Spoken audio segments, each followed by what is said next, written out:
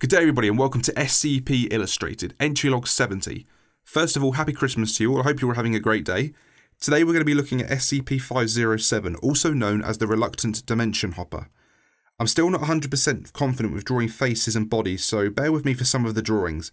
This video does contain very minor implied injury, and other than that, let's just get straight into it. The following data release has been authorised by the following council members and administration staff. All staff, be advised that SCP-507 has shifted. Its location is unknown at this time. If SCP-507 should return within the facility, please inform security so they can escort him back to his quarters. If SCP-507 requires medical attention, do not attempt to do so yourself. Inform the security team. Regardless of his actions, mental state, or physical condition, do not physically touch SCP-507 at any time. Failure to comply with this instruction may result in displacement and/or death. As a result of SCP-507's anomalous properties. Thank you.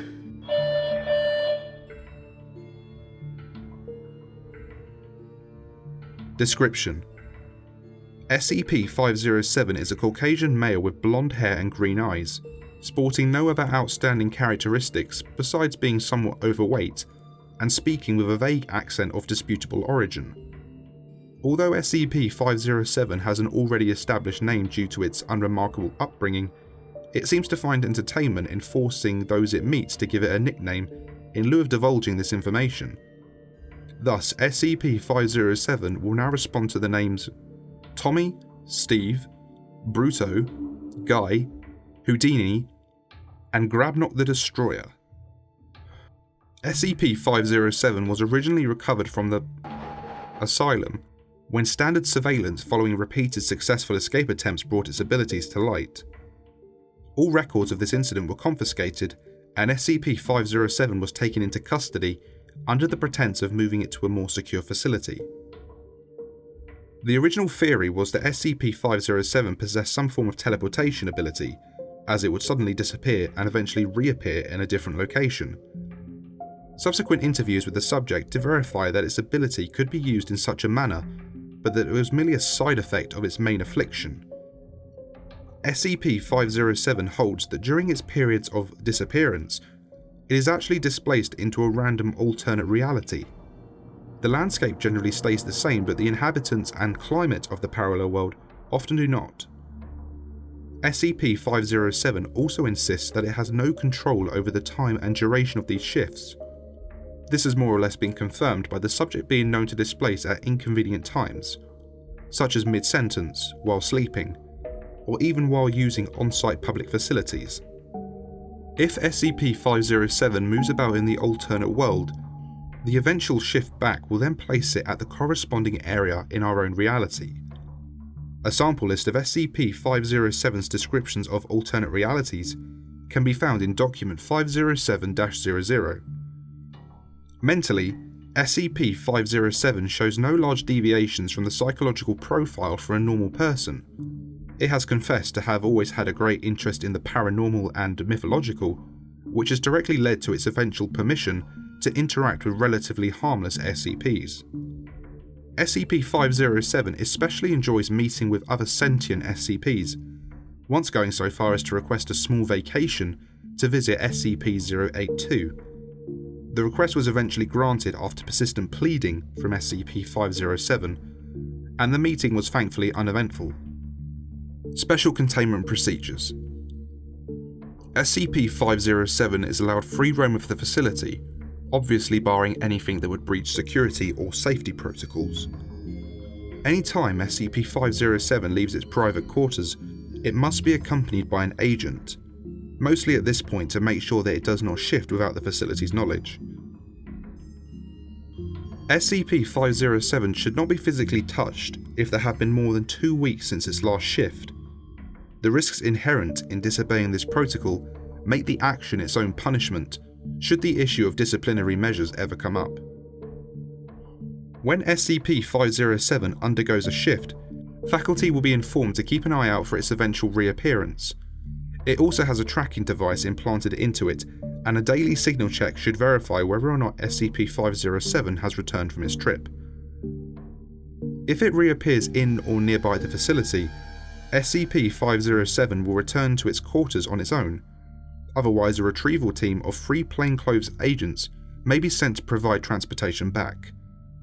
Upon successful return, SCP-507 can be the subject of various physical tests up until 2 weeks after each shift. It is worth noting that SCP-507 is allowed a computer with an Ethernet connection in its room, and may petition to use Meet with ACT as a test subject for safe or Euclid SCPs that do not affect mental functions negatively or carry an infectious trait. This is the result of SCP-507's persistently clean record, and the implication that if SCP-507 was ever going to be a security leak, it would have used its faux teleportation powers to do so already. It is also worth considering that SCP-507 is actually below average in most physical traits, and that even worst case scenarios, any SCP agent should be more than capable of carrying out a termination order.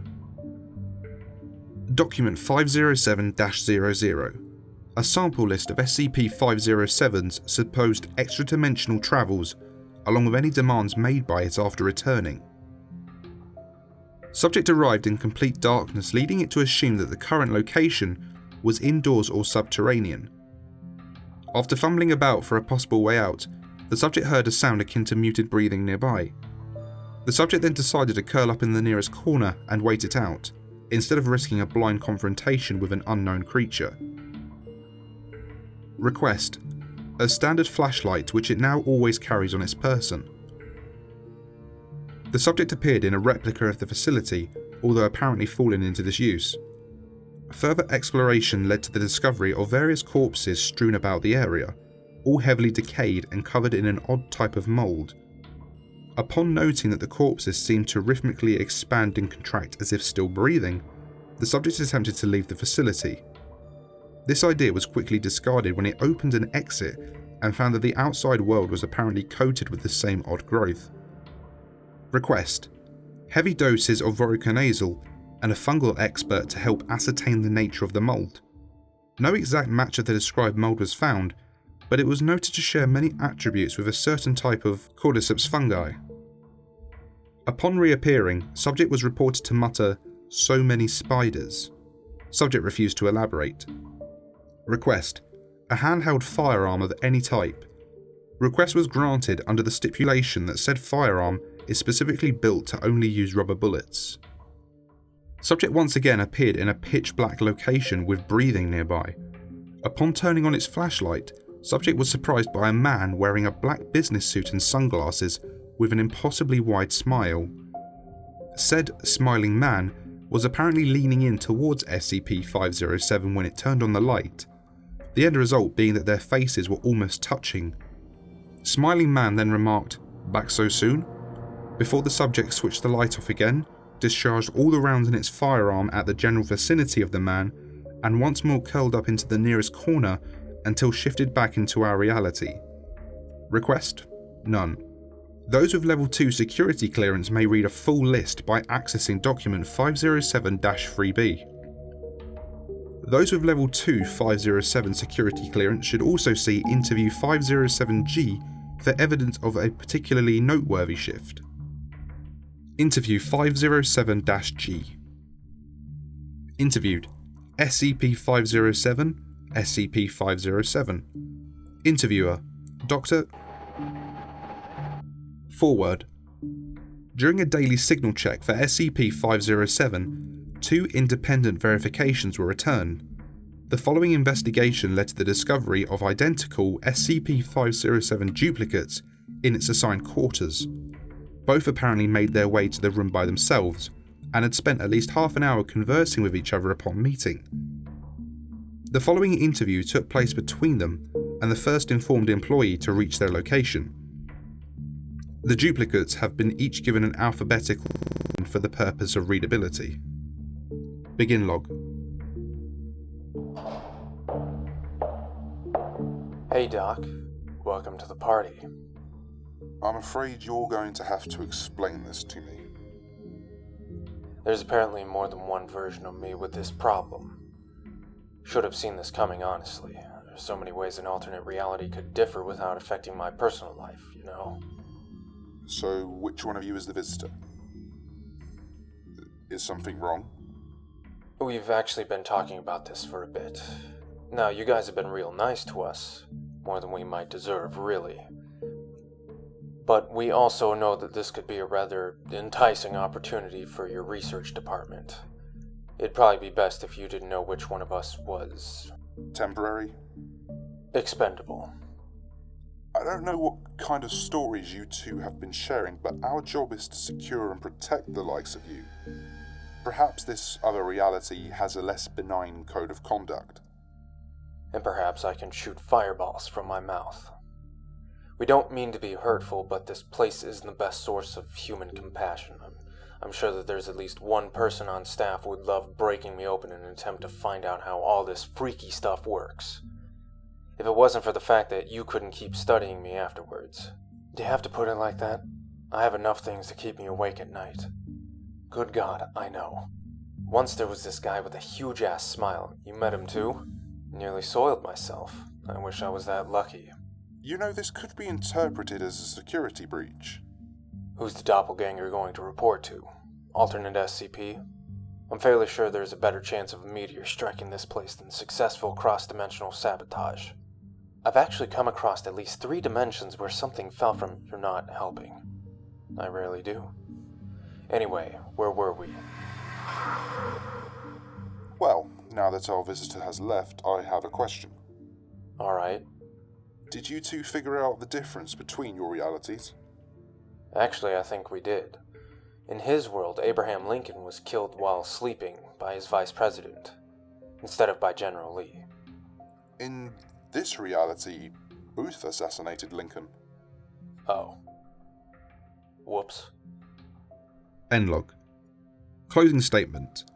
Subsequent testing revealed that SCP-507's abilities have no biological basing, and that severed pieces will still shift along with the main body. The SCP-507 of this reality reappeared 3 days later, and has not been informed of this incident. Addendum 50700. Agent went missing on at the same time as SCP-507. A full-scale search was launched to find either of them, only for SCP-507 to appear a week later. When questioned, it said that was holding onto its shoulder when it shifted, leading to both of them to appear in an alternate dimension where... During the ensuing chaos, SCP-507 lost contact with and could not relocate him before it shifted back into standard reality. A new protocol has been placed in light of this. No one is to come in physical contact with SCP-507 after 2 weeks following a displacement. Re-evaluation of previous incidents has shown that there has always been at least 2 weeks between each, so this time frame will be the only safe time to touch SCP-507 until further notice. Addendum 507-01. I don't care how much he grumbles about it, SCP-507 is not to be cleared for challenging SCP-076-2 to 50 rounds of tic-tac-toe. Just no. Dr. Addendum 507-02. Fungus encountered by SCP-507 seems similar to that resulting from experimentation with SCP-407. And that concludes SCP-507. I hope you've enjoyed it, and be sure to like and subscribe if you did. There is another part to this, which is an extensive list of all the places that SCP-507 has visited. I will do another video of that sometime in the future, but next time I'm going to be doing SCP-079, and that'll be with us soon enough. Be sure to check out all the social media outlets for updates on when that video is coming out, as well as future video releases. And if you can't wait that long, then join the Patreon today. You get early access to all the videos, audio, all the sketches, your name in every video, Discord access, SCP requests, and so much more. And thank you to Sarah King, Rhett Hamilton, Aaron Paulson, Rick Trexon, Jack Frost, Maury Pasta Pizza, Joey Brisson, First Response Gaming, Steffu, Adro Figenz, Grant Lasher, Sam B, Sugar Free Shane, and Kavamaram. Big thanks to Shane, Matthew Pye, Dr. Yeet, SCP-105, Dr. Uyghur, Montgomery, and Tree Hero. And huge thanks to Kenny. And I'll see you all soon, guys. Take care.